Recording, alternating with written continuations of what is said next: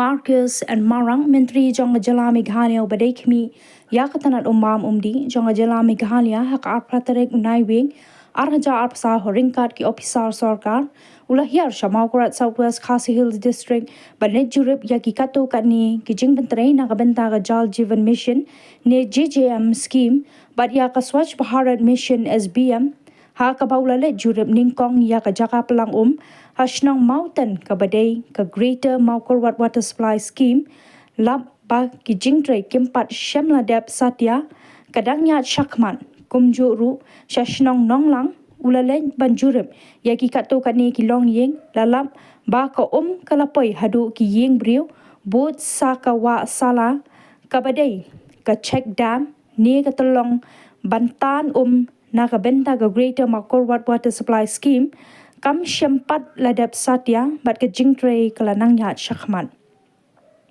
Hadin balalet jurip yaki kato katni ke jingtrei keladan ru ke jingya kenduk lang ha circuit house lat lausang ha ringkat ki officer Sorkar ki ba kynhun naduh deputy commissioner ba B Mawlang ki executive engineer PHE na Leit ki district kata na Southwest Khasi Hills District West Khasi Hills District but Eastern West Khasi Hills District. Hakani ka sngi la don lang ru upa Gabriel Walang MLA Nongsynshar constituency kong Adeline Nikla Mission Director kong BM Lindem Chief Engineer PHE Usayed MD Irazi Principal Secretary PHE Department ki ïadei ki officer ta ki Leit ki district. PHE department with regard to Jal Jeevan Mission and SBMG here in the three districts, Eastern West Khasi Hills, Southwest Khasi Hills and then West Khasi Hills.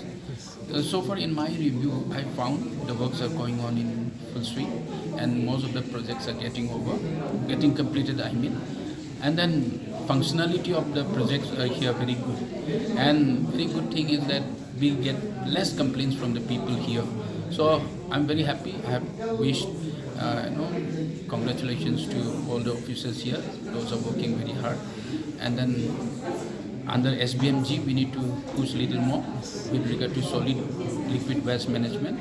So therefore, we have decided today's meeting that all the district officers, those are working in the ground, they'll be working very hard with the guidance from Deputy Commissioner. Thank you. Yes.